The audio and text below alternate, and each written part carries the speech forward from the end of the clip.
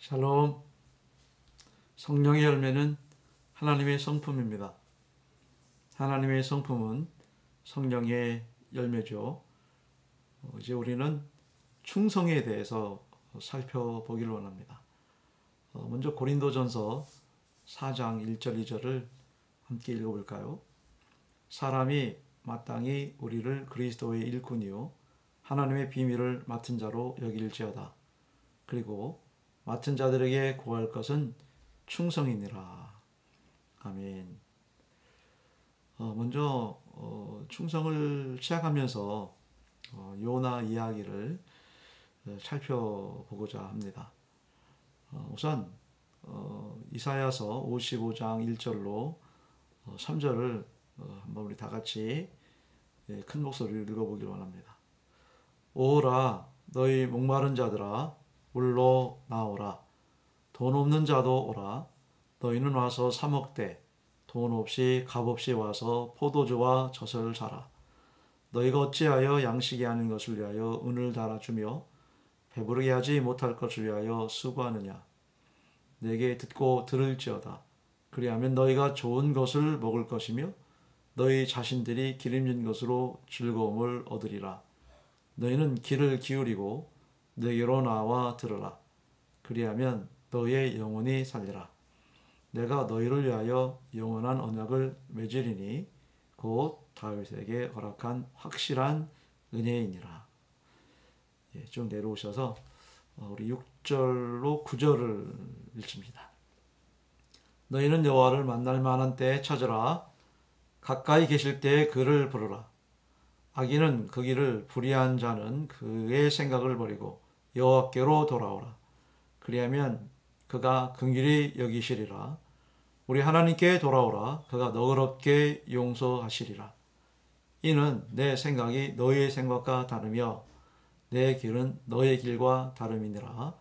여호와의 말씀이니라. 이는 하늘이 땅보다 높음 같이 내 길은 너희 길보다 높으며 내 생각은 너희 생각보다 높음이니라. 아멘. 여기 보면 내 생각이 너희 생각과 다르며 내 길은 너희 길과 다름이니라. 이는 하늘이 땅보다 높음 같이 내 길은 너희 길보다 높으며 내 생각은 너희 생각보다 높음이니라. 참으로 귀한 은혜의 말씀이 아닐 수가 없습니다. 이 세상을 사는 우리는 하나님의 생각과 길을 헤아릴 수가 없습니다. 그러므로 오직 성령에 의지하여 하나님의 생각과 마음과 길을 꼭 읽어야만 합니다. 그래서 우리는 지금 성령의 열매를 향해 달려나가며 9가지 열매를 쭉 살펴보는 중 이 내용들을 통하여서 하나님의 성품을 잘 알아야 하고 하나님의 성품을 우리가 반드시 닮아가야 한다. 물론 우리가 첫 시간에 말씀을 드린 기억나십니까? 우리가 이런 시간을 애쓰고 쑥 갖는다고 해서 그렇다고 성품이 금방 변화되거나 닮아가는 건 아니죠. 단시일 내 우리가 원한다고 해서 금방 눈에 보이는 것처럼 그렇지는 않다는 사실을 우리가 잘 알아야 될 것이고요. 우리는 끝까지 잘 좋은 신앙으로 또 좋은 마음으로 또 하나님 성품을 잘 닮아나가는 그런 시간들이 노력도 해야 되고요. 기도도 해야 되고요. 열심도 해야 되고요. 아무튼 우리는 많은 것들에 대한 깨달음이 있기를 우리는 이렇게 소망을 합니다. 이 요나에 대해서 잘 알고 있습니다. 요나가 불충성했죠. 하나님 말씀 순종하지 않았던 그런 이야기로 이렇게 시작이 되는 것이 이제 요나의 특징이고 내용인데 여기서 우리는 하나님의 2가지 마음을 우리가 이제 읽을 수가 있어야 됩니다. 첫째는 요나의 순종과 충성을 깨닫게 하기 위한 하나님의 연단이고요. 둘째는 니느웨 백성을 회개하고 깨달아서 저들을 구원받게 하기 위한 하나님의 마음이었다. 이런 것이죠. 하나님은 사실 다 잡고 싶은 거예요. 요나도 잃고 싶지 않고 불순종했다고 해서 내치지 않고, 또 니느웨 백성들이 우상을 섬기고 하나님을 대적한다고 해서 또 그들 또한 내치지 아니하고, 요나는 요나대로 니느웨 백성은 니느웨 백성대로 다 당신 품으로 끌어안고 싶은 깊은 그 성심이 하나님의 이제 마음이고 성품이고, 우리들이 또 그런 하나님의 성품을 잘 깨달아야 되겠다 하는 그런 시간들을 우리가 이제 충성이라고 하는 단어를 통해서 생각해 보고자 합니다. 하나님은 요나에게 일어나 저 큰 성읍 니느웨로 가라 이렇게 하셨죠. 그런데 이 요나는 말 한마디 없이 여호와 얼굴을 펴였고, 그리고 일어나 다시스, 곧 하나님이 가라는 반대 방향으로 가고 말았다는 그런 참 조건이 없는 그런 좀 안타까운 그런 상황을 여기서 우리가 볼 수가 있죠. 우리는 이제 이사야 선지자가 이 말했던 거, 처음에 이제 우리가 함께 성경을 읽었던 그 내용을 다시 한번 이제 생각해 보면 하나님의 생각과 마음의 그 길을 알 수가 없어요. 그러므로 우리는 참 요나가 하나님 뜻을 이해하지도 못했고 순종하지도 못했던 이 사실을 이렇게 보면서, 그렇지, 그래도 순종을 해야 되고 또 충성을 해야 되는 것이 본분이고 또 사명이고 그렇지 않은가. 그래서 충성은 명령이고 충성은 사명이며 충성은 저 여러분들이 감당해야 할 우리 성도의 임무다 라고 이렇게 정의를 이제 내릴 수가 있습니다. 따라서 우리가 이제 충성을 하다 보면 참 나는 원하는 일이 아니거든요. 나는 꼭 필요한 일이 아닙니다. 나하고 좀 많이 다를 수가 있습니다.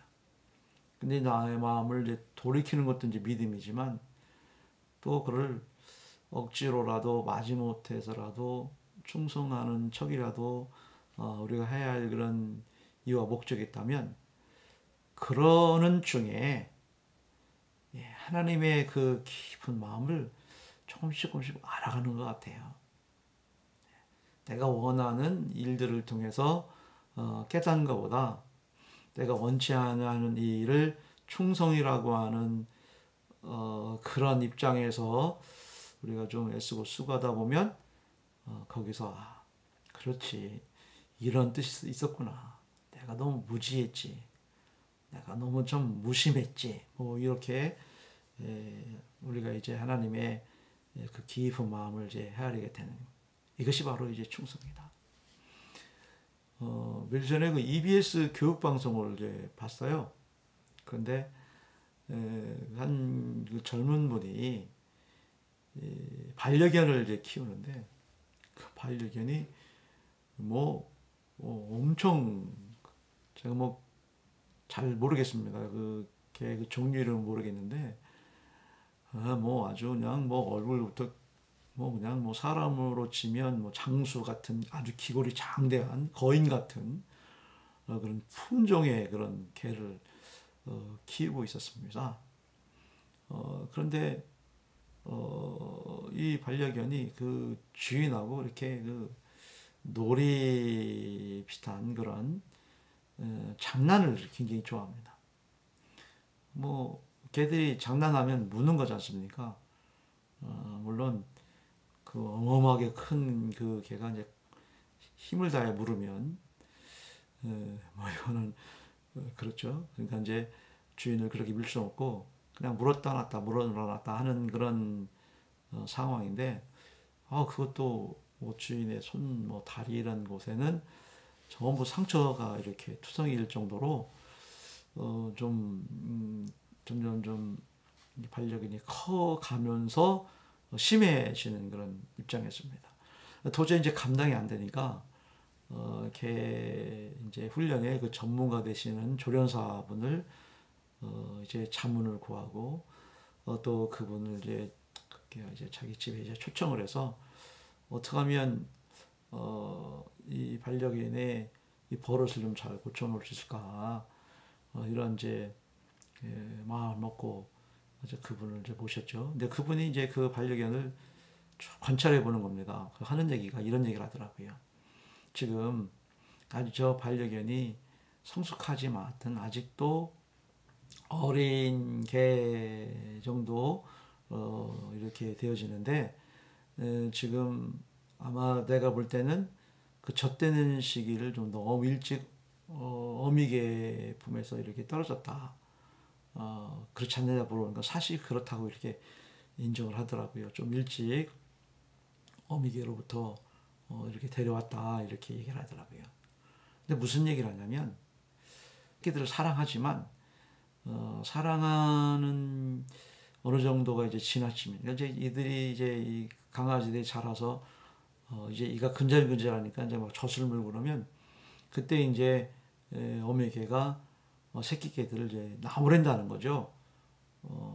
아프다는 표시도 하고 그런 어떤 행동을 취하면 내가 이렇게 물면 이 자기 어미개가 아프구나 이런 것을 훈련을 통해서 과정을 통해서 지내야 되는데 그런 과정이 없었기 때문에 지금 반려견은 물어도 상대방이 아프다 이런 걸 잘 모르는 그런 입장이다 하면서 아주 좀 강도 있게 훈련을 이제 이렇게 시키더라고요. 그래서 저는 보면서 뭐 걔가 저렇게 훈련시킨다고 뭐 나아지겠나 이렇게 이제 생각을 했는데 아니 실질적으로 정말 아주 의젓해지고 또 그런 훈련과 교육을 통하여서 아주 좋은 이제 명견으로 거듭나는 그런 모습을 보면서 참 신기했던 그런 기억이 납니다. 그렇습니다. 우리 인간도 철저한 훈련과 연단의 과정은 필수죠. 그러니까 우리가 신앙 생활을 교회 생활을 통해서 하는 거지 않습니까? 교회 생활을 통해서 많은 훈련을 받아야 되고 또 연단도 달게 받아야 된다. 뭐 이제 그렇게 이제 충성이라는 단어를 통해서 우리가 설명해 나갈 수가 있습니다.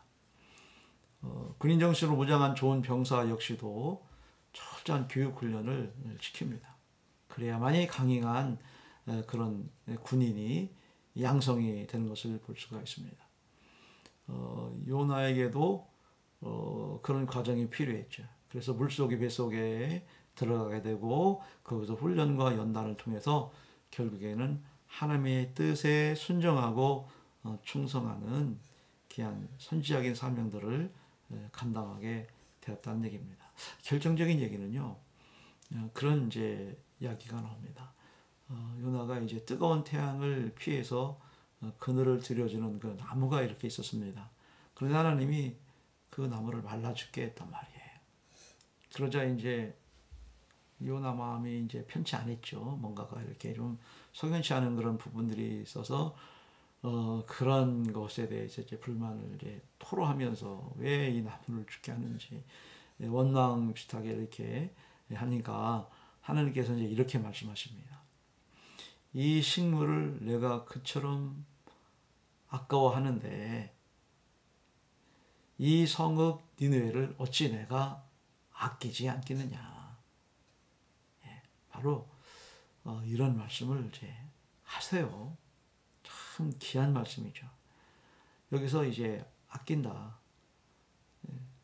내가 이 식물을 아끼는 것처럼 나는 이 성읍의 니느웨 백성들을 나도 부쩍 아끼고 있다. 그래서 아낀다라고 하는 이 이제 원어의 뜻이 눈물을 흘린다. 뭐 이런 뜻이에요.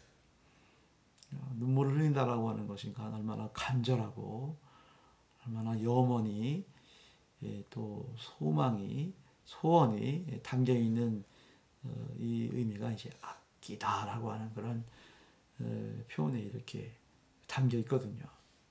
이 말을 듣는 순간에 요나가 이제 깊이 깨닫게 되죠. 아, 그렇구나. 하나님이 참 이런 분이시구나. 라고 이제 주님 마음을 이제 읽고는 이 일을 계기로 해서 더더욱 충성스러운 그런 증인으로서의 사명을 이제 감당해 나가는 모습을 볼 수가 있습니다. 앞으로 충성에 대해서 살펴보면서 저도 그렇고 여러분도 그렇고 더 주님 가까이, 그리고 내가 참 꼭 원하는 일은 아니었지만 그래도 이거를 내가 순종해야지, 그럼 당연히 충성을 해야지 해서 하다 보면 그 일을 통해서 하나님의 더 깊은 뜻을 발견하게 되는, 구레네 시몬은 억지로 십자가 졌지 않습니까? 그 억지로 진 십자가가 참 어떤 결과를 초래했는지 뭐 이런 내용들도 우리가 이제 살펴보는 시간이 있으면 함께 나눠보기로 하겠습니다. 오늘도 행복한 하루, 승리하는 하루, 복된 하루 되시고, 그랬다가 저녁 수예배 때 다시 우리 성전에서 꼭 만나 함께 예배하는 이날 되기를 소망합니다. 샬롬, 감사합니다.